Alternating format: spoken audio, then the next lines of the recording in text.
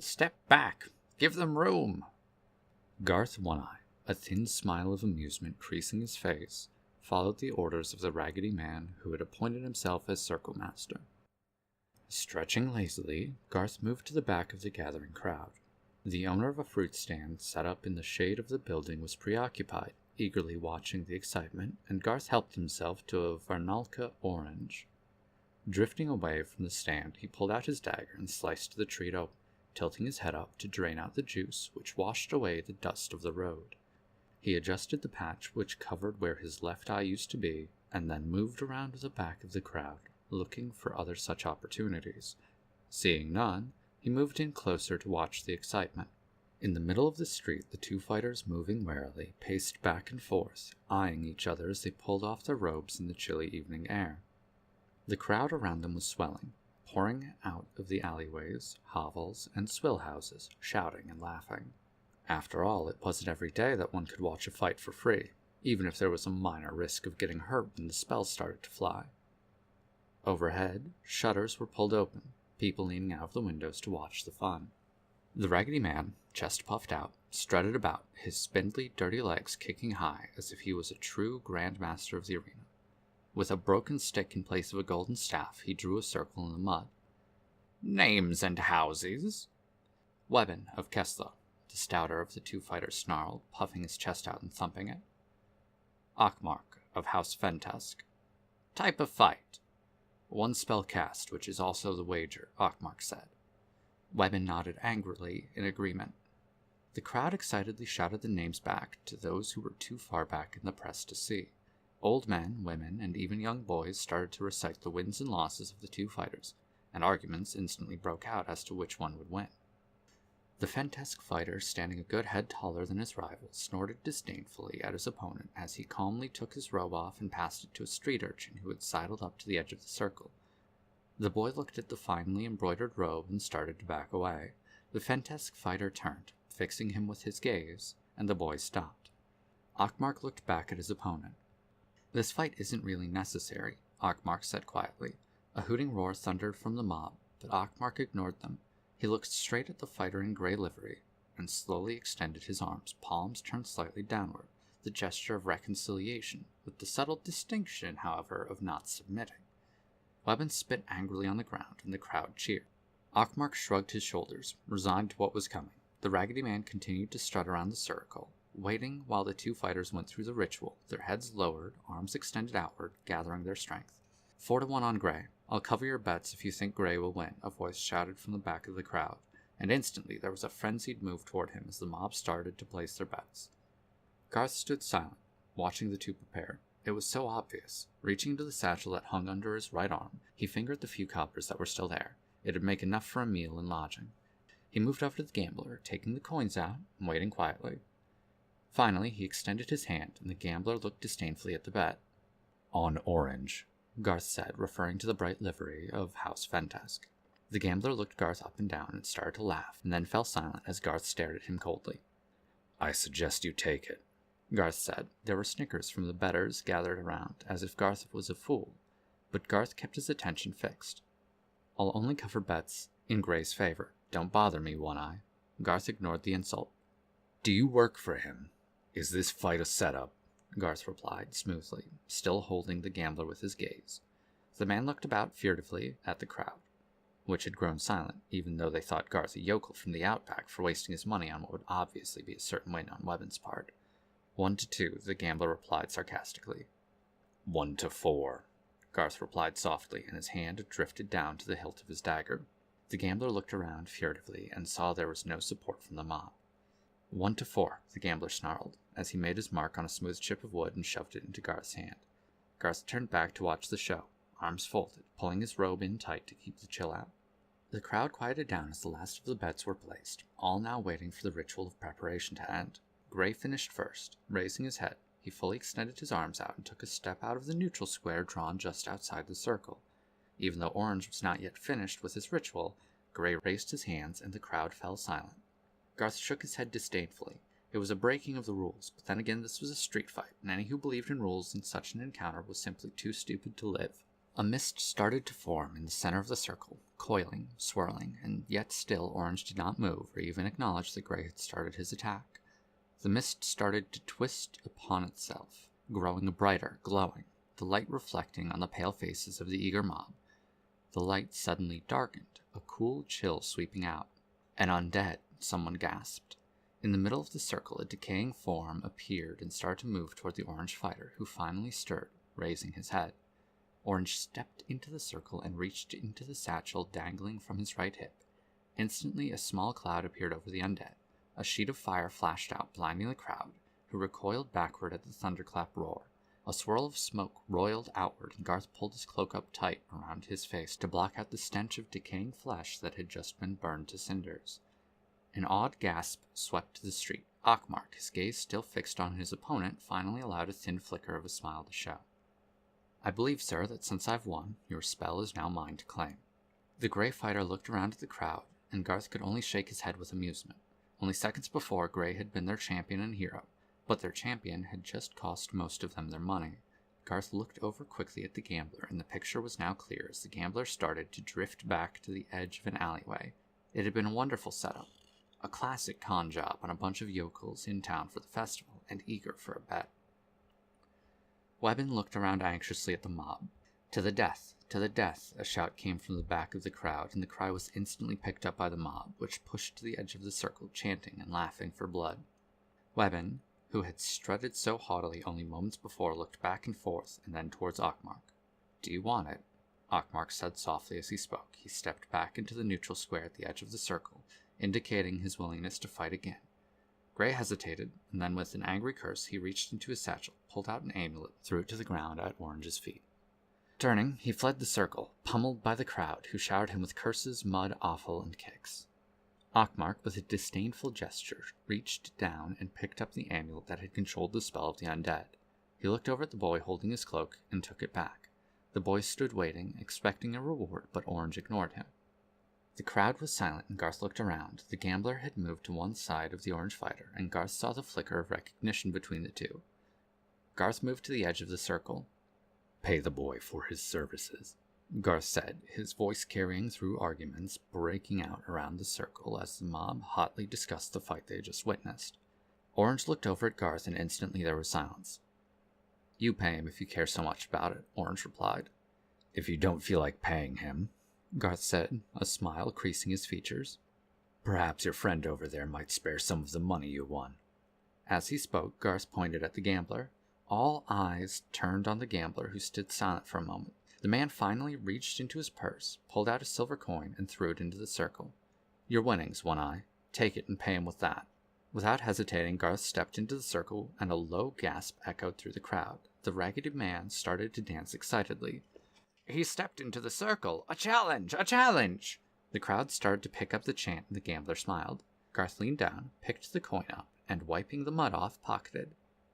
"I still believe you owe the boy a reward," Garth said. Akmark looked at him with a cool, superior disdain. "Spoken in the circle, that's a challenge," Akmark replied. "I think, One-Eye, that it'd be safer for you to leave now before you get hurt." Garth slowly took his cloak off, and as he did so, he stepped backward into the square at the edge of the circle. He held his cloak out and saw that the boy he had been arguing about was there to take it. "I expect to see it when this is done," Garth said quietly, and the boy, grinning, nodded. "If he kills you, can I keep it?" Garth smiled. "It's yours." Akmark shrugged his shoulders, as if bored with the whole process. The gambler moved to the edge of the circle and stared at Garth for a moment. The raggedy man stepped up to Garth. "Name, and what house?" "Garth, and no house. I am my own." The raggedy man started to laugh. "One-eyed Garth of no house, no house!" And he danced around the edge of the circle, sing-songing the words. "Type of fight?" the raggedy man asked, looking at Garth, since he was the one who had made the challenge. "Single spell, and spell is prize, the same as the last fight." The raggedy man looked over at the Orange fighter, who nodded in agreement. The gambler, laughing, held his hand up. 2-1 in favor of Orange, taking only bets in favor of One-Eye. The crowd did not react. "All right, 4-1 then." Still there were no takers. 10-1. 10-1 in favor of Orange. I'll only take bets that this no-house, a Hannon, will win. A shout rose up, and the crowd surged around the gambler, placing yet more bets, gambling a copper on the forlorn hope that Garth would win. Garth waited for the frenzy to die down. Reaching into his pocket, he pulled out the silver coin. "On myself," Garth announced, and he tossed the coin over to the gambler. The crowd started to laugh. "A real fighter," the Raggedy Man chortled, dancing around Garth. "So poor, he bets on himself. A real fighter." The crowd laughed, and there was another frenzy of betting, for whoever heard of a fighter who was so poor that he would disgrace himself by betting on the outcome of a fight he was in. Garth lowered his head, extending his arms, gathering in his thoughts, calming them, focusing, remembering and not remembering, clearing away all.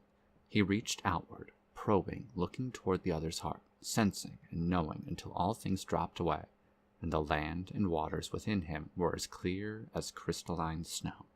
The mana, the source of all power of spells, was ready.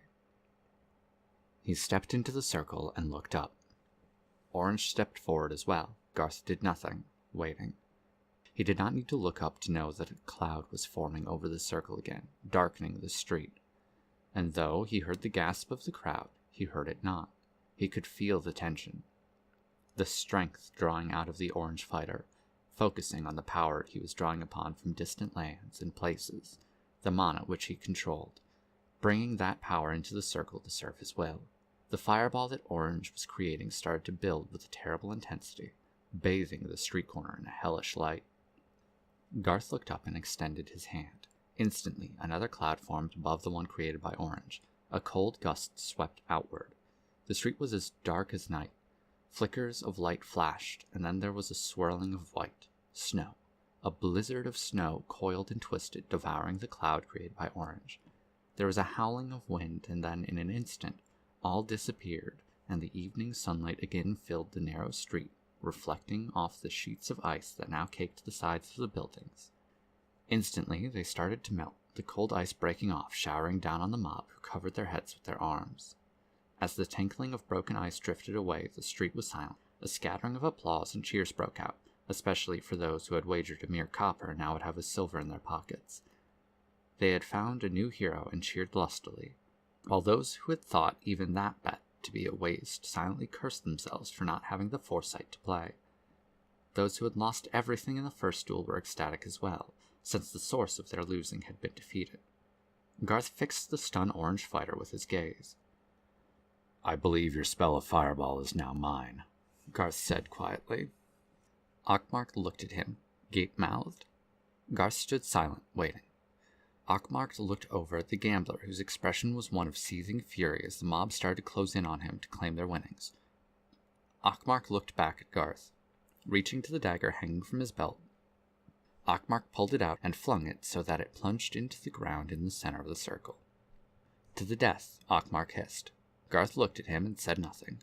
"To the death, damn you." The Raggedy Man looked around nervously, his enthusiasm gone. "It's against the law except in the arena," the Raggedy Man hissed. "We could all be arrested if the Grandmaster finds out." "Gutter Sweep, who are you to quote law to me? I demand death." "The fight is not over yet," the gambler shouted. "If he withdraws, Orange still wins."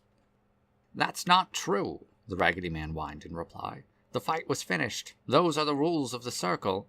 The orange fighter turned and looked at the Raggedy Man. He fell to the ground, eyes rolling in his head, hands clutching at his throat, a sickening gurgling sound gasping out of him. The crowd fell silent, watching the agonized struggle as the Raggedy Man rolled in the mud. Garth took his dagger out and tossed it so it stuck in the ground next to Ockmark's. "To the death, then."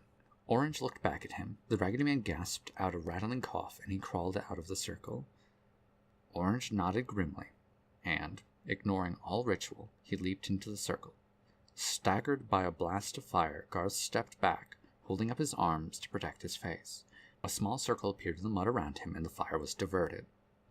Around him, he could hear the cries of the mob as they fell back, some of them writhing in agony, their clothes afire. The side of the building behind Garth burst into flames. Garth raised one of his hands up, and a skeletal form appeared in the fire, stepping forward through the flames toward Ockmark. Ockmark's eyes grew wide with fear as the skeleton continued to advance, impervious to the flames, and Ockmark stepped back, the fires abating. There was a crackling roar, and the ground beneath the skeletons opened up. With a clattering of bones, the skeleton fell into the fissure, which now split the circle in half. Garth nodded, and the skeleton rose into the air, hovering and continuing its relentless advance. Cursing, Ockmark now raised his hand, pointing at the skeleton. An explosion rocked the streets, and a spray of powdery dust swirled around. Garth seemed to blanch from the savage counterstrike. Ockmark, grinning now, raised his hand and pointed at Garth. A coiling shaft of light came straight at him. An instant later, a shimmering mirror appeared before Garth, the blast of light reflected back. Orange barely had time to scream. The flame engulfed him. Writhing in agony, Ockmark spun around and around, trying to extinguish the fire that would not die. Garth stood impassive, watching, his arms folded. The shrieking died away as Ockmark curled up into a blackened ball of smoking flesh and died. The fire winked out of existence, the one who had conjured it having expired by his own spell. A gasp of astonishment rose up from the crowd, which stood silent, ignoring the fact that the building behind them was crackling, fire racing up its side, while on the street behind where Garth had stood, half a dozen were dead and more than a score injured and crying out their lamentations. Garth leaped across the fissure, stepped up to the twisted body, and reached down to take the satchel which hung from his belt. Strangely, it did not seem to have been touched by the fire.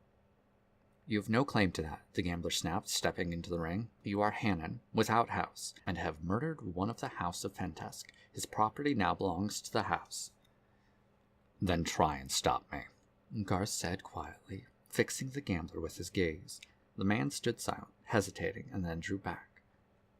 "I'll tell them, One-Eye. They'll be looking for you," the gambler cried. "Before running off, perhaps you owe these people some money, and you owe me some as well." The crowd, which had been watching the confrontation in silence, suddenly sprang to life and swarmed around the gambler. As they rushed across the circle, some of them fell into the fissure, their wails of anguish cut short as they hit the bottom. Garth reached down and pulled the satchel free. Turning, he looked around and saw the boy still holding his cloak. Garth leaped back across the fissure, took the cloak, and then reached into his own satchel to find a coin. There was nothing. From out of the press around the gambler, the Raggedy Man appeared, and he slipped up to Garth's side. "I got your money for you," he said, and extended a grimy hand, opening it to reveal 9 silvers. "Minus your commission as Circle Master, of course," Garth said, taking the coins and then tossing one of them to the boy, who bowed excitedly and ran off. "But of course, you were stuck with the bill. Gray disappeared, and as for the orange," the Raggedy Man looked over at the corpse, "unless his commission is in your prize." Garth reached into Ockmark's satchel and felt around, surprised by the touch of some of the amulets contained within. The man was indeed powerful, more powerful than Garth had assumed. Ockmark, however, had been a fool, not to anticipate that an opponent might hold a reversal of spells for something as dangerous as the fire that does not die. The man most likely thought he was dealing with nothing more than a first or second-rank fighter out to make a reputation, and thus did not want to reveal the spells he would use later in the festival. Garth touched a coin and pulled it out. It was gold, and the Raggedy Man's eyes glistened with greed. Garth flipped the coin to the Raggedy Man. "Your commission from Orange. Now see that he is disposed of with respect." "Not my responsibility now," the Raggedy Man chortled, and he grabbed hold of Garth's arm. "His friends are coming even now. Perhaps it's time we moved on to safer parts." Garth looked up the street, to where the Raggedy Man was pointing. A phalanx of men was coming down the street, obviously not in a friendly mood. They were all dressed as fighters, with heavily embroidered shirts, loose-fitting trousers of silk that billowed out over the tops of their polished calf-high boots, their leather capes trimmed with orange, fluttering as they advanced with a purposeful stride, their golden satchels, which contained their spells, bouncing on their hips. Behind them came the warriors of the watch, the men of the city guard who could not use spells but were nevertheless quite efficient at killing. Garth stepped back into an alleyway, careful not to stride on the injured from the fight, and followed the Raggedy Man. In the background he could hear what sounded like a riot brewing, and then the clattering of a bell as the fire watch finally started to move. The Raggedy Man looked back over his shoulder just before they ducked down a side alley. "Ah, how I love the festival," he announced, while down at the end of the street the front of the burning building collapsed into the watching crowd. A shower of sparks soared into the evening sky, and as the crowd swayed back from the collapsing building, yet more fell into the fissure and disappeared. They weaved their way down a slime-choked lane, Garth fighting back a wretch from the stench of moldering garbage, human refuse, now unidentifiable dead animals, and in one case what looked to be part of a person sticking out of a refuse heap. The Raggedy Man stopped at the sight of the corpse and pondered it for a moment. "I was wondering what happened to her," he whispered, and then with a shrug of his shoulder he continued to lead the way, finally ducking into the back of a broken-down building of sagging logs, gray with age, and apparently soon ready to go to dust. As the Raggedy Man opened the door, Garth looked in cautiously, and the old man smiled a toothless grin. "Don't trust me, after I fetched you your money and led you out of that mess?" "I don't trust anyone," Garth said quietly, narrowing his eye to look into the gloom. "Ah, brothers, we have company," the Raggedy Man announced, and he stepped through the door. In the darkness, Garth saw movement, and his nose wrinkled at the smell of unwashed bodies. He heard hoarse laughter inside. An old man, and then another, started to laugh. "I suggest, one-eyed Garth with no house, that you either come in or move along," the Raggedy Man announced. "The Orange are undoubtedly looking for you, and are in a less than friendly mood. Besides, the Grandmaster's watch is on the prowl as well."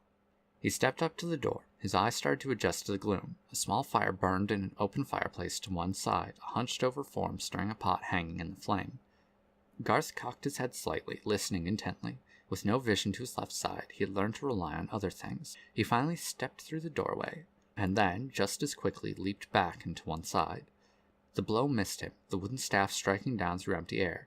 With a cat-like move, Garth snatched the man by the wrist and yanked him out from behind the open door, while with the other hand he pulled out his dagger and brought it up under the man's chin, barely nicking his throat. "You breathe too loudly," Garth whispered. "Besides, you stink bad enough to gag a maggot." The Raggedy Man watched the exchange with open amusement, nodding his head with approval. You'll do just fine," the old man laughed. "Now please let my brother go." Garth looked into the assailant's eyes, seeing the fear, smelling his fetid breath. He flicked his dagger, making a small cut under the man's chin, then released him.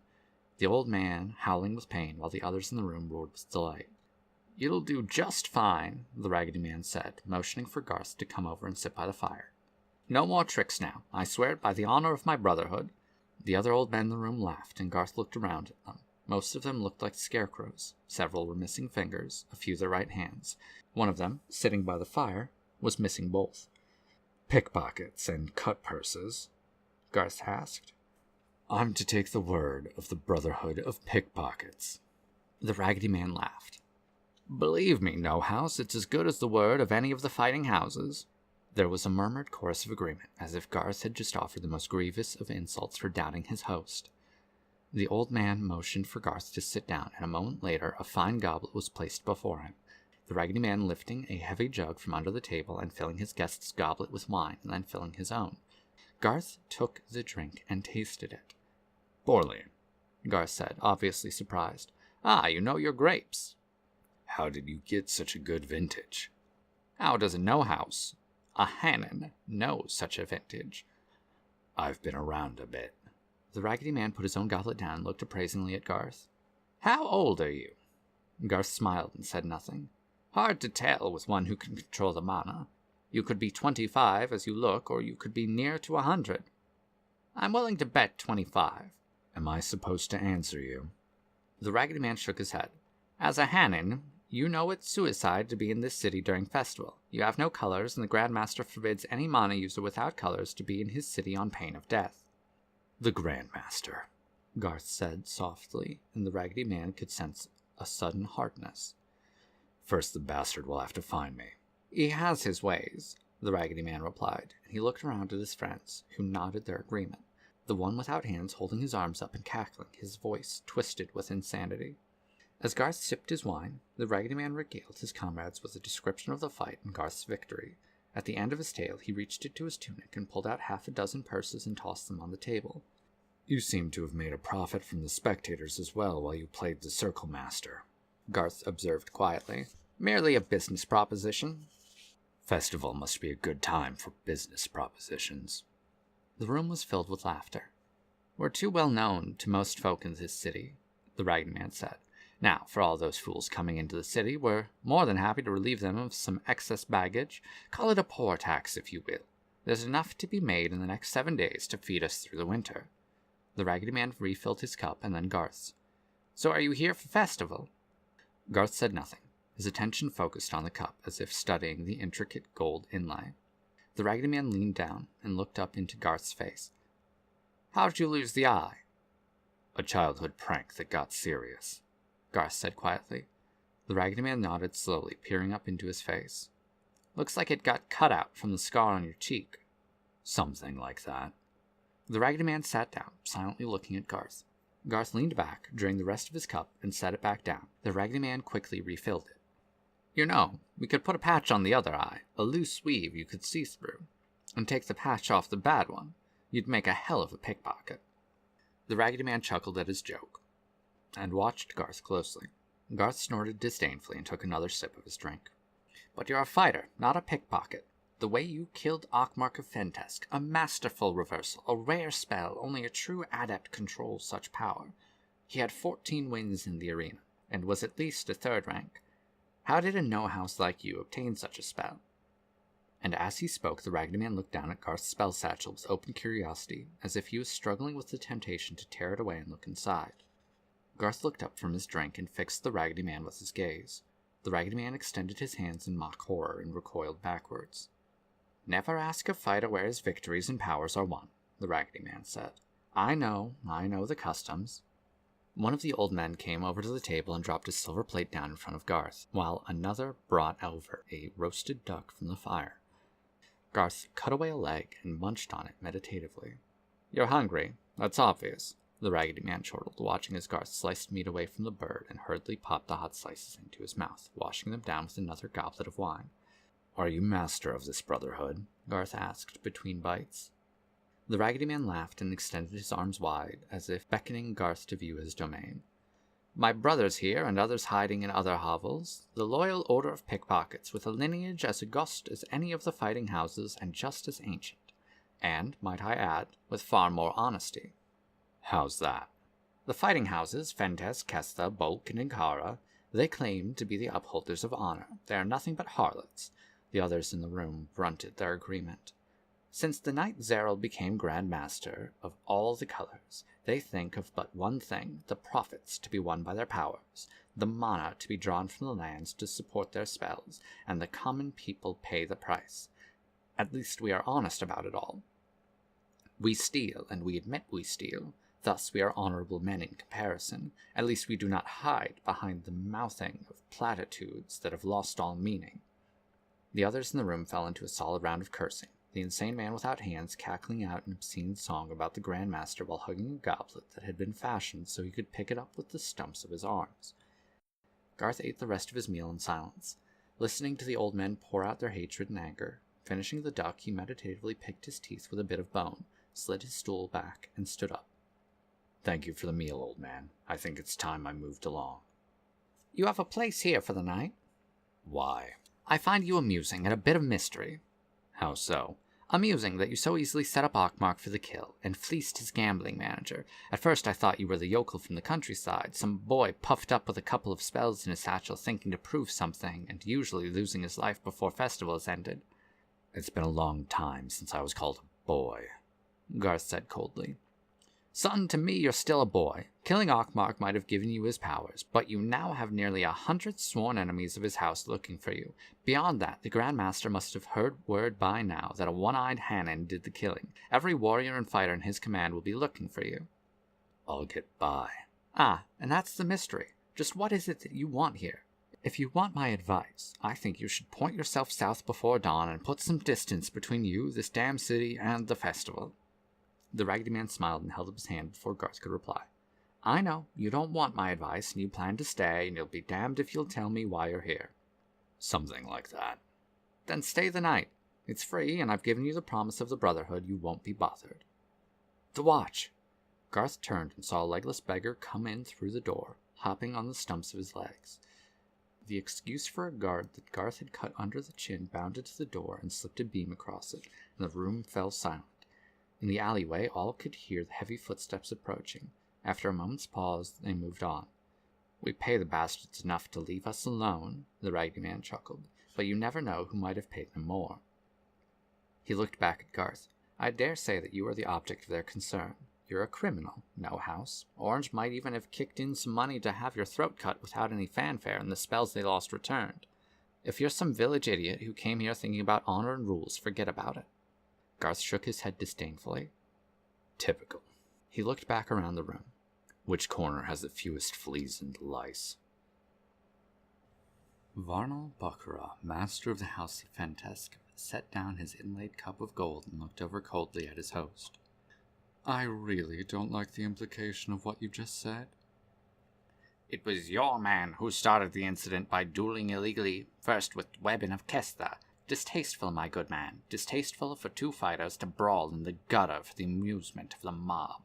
My fighters have high spirits, otherwise they wouldn't be fighters. You know that doesn't bother you in and of itself. It's the fact that they did it as a public display and your agents could not control the betting that bothers you. Grandmaster Zeralowine laughed, his bulging stomach shaking like jelly. He set his own goblet back down, motioning for the servant to refill it and that of his guest and then to leave. As if I need to be concerned about a bit of silver, Zeral finally replied, leaning forward and fixing Varnal with his gaze. I got past such concerns a long time ago. Varnal said nothing, looking around at the room. The imported tapestries from Kish, the fine wood carvings of the legendary La, the gems that were ringed to Zeral's beefy hand. I serve the Walker in administering the Western lands, and with it the games, Zeral continued. That is honor enough. Varnal wanted to burst out laughing with the hypocrisy of that line, but fear stayed him, not of Zeral, but of what might be standing behind him now, invisible in the shadows, lurking, waiting. He looked around anxiously, and then realized that Zeral had undoubtedly sensed the moment of fear. No, he is not here. Not until the last day of festival will he come for the winter and for the yearly report. And will this incident be part of the report? Varnal asked, finally getting to the heart of the matter. Ah, old friend, you've been generous in the past. There's no need tonight for the distasteful ritual of a bribe to have this forgotten. Consider it a gift. If I tried to stop every fight outside of the arena, I would have gone mad long ago. During the rest of the year, what you and the other house masters do in your own territories is your concern, not mine. During the rest of the year, you can kill each other in your own lands as you please, hire out to whomever you wish. But now, you and the other three houses are gathered in my city for the testing of skill, and that is indeed my concern. I can expect an occasional wager fight, but to the death in front of the mobs is for the arena only. Otherwise there'd be chaos, and that I will not tolerate. I fully expect you and other houses to go around brawling, but please do it inside your own compounds. It's tradition. But public displays are out. That is for the arena. And if the peasants and finer folk want to watch, they can pay. That's tradition, too. And besides, the mob pays to see the fights in the arena, but they won't pay if they can see all they want on the streets for free, Varnal wanted to reply. Do we understand each other? Zeral finally asked. We understand each other, Varnal replied softly. Now, on to the other concern. This fighter of no house, this Hannah, do you have a description? None of my people were there. Come now, what about your fighter's gaming master? Varnal shifted uncomfortably. Zeral laughed and took another drink. Either your man was an idiot fighting for no reason other than to gain a spell, or he had a gaming master there to fleece the crowd. I hate to think that all your fighters are idiots. The gaming master was thrown into the fissure by the mob when he ran out of money to pay them back when my men lost. A logical response. And speaking of that, I now have a crack in the middle of one of my main streets that's a good 20 fathoms deep. Do you know how much that will cost to fix? Also, half a block of slums burned to the ground and nearly 50 people died. Well, they're only peasants. My peasants. That's 50 fewer peasants to pay taxes. That's 50 fewer peasants who, through their mere existence, contribute to the pool of mana. My, Varnal, the bill just keeps adding up. I'm not talking bribes here, I'm talking damages. I don't know how many cartloads of dirt it's going to take to fill that hole your man created. The funeral costs, rebuilding the block of slums. It'll be quite a bill. As if you're going to pay it yourself, Varnal shot back. Damn it, no, you're going to pay it, Zeral roared. And that's not a bribe, that's coming out of the bond you and the other houses set against damages to my city during festival. What of the House of Kestha? He's the one who started the fight, Varnal snapped. Oh, Tullen and his house will pay too, Zeral said smoothly. I bet they will, Varnal thought angrily as he snatched the decanter of wine and poured himself another drink, figuring that at least Zeral was footing the bill for the refreshments and he might as well get the most out of it. You should take it out of the hide of this no-house warrior. Oh, I will. He'll help pay for the damages before I have him quartered for fighting in my city without sanction of house. The problem is no one knows who he is or where he went. Varnal smiled at that one. Surely your loyal subjects should be eager to help the law. Scum. They think the whole thing was vastly amusing. He's quite their hero now for winning them money. Lousy scum, they're out here laughing in the streets, and your house helped start this. Oh, I got the usual descriptions. He was black, he was white, he was yellow, he was tall, short, fat, skinny, pox-marked, fair-skinned, 2 eyes, 1 eye. The only thing they agreed upon was that he had no house. Varnal sat back and looked away. What is it? Startled, Varnal looked back. Nothing. No, it's nothing. Zeril stared closely at his guest. Something I said bothered you. No, just wondering, that's all. About what? Who is this man? He killed a 3rd-rank fighter. That's a bit unusual for a Hanning. Usually they manage to gain a house or are dead by the time they reach such a level of skill. That means he's good, as good as a master of the 3rd rank, and yet he has no color, no house. It's strange. Zeril looked away for a moment. Varnal was right. It was unusual. Not only that, but the fact that the man had vanished without a trace. There was something else as well, a sensing more than a knowing, an innate feeling that something was not quite right, that this was not just another incident, a stupid brawl that would be forgotten by tomorrow. He couldn't quite touch what it was, but the uneasiness was a warning that had to be heeded. We'll find him, Zeril finally said coldly. Varnal looked up over the edge of his goblet and smiled in reply.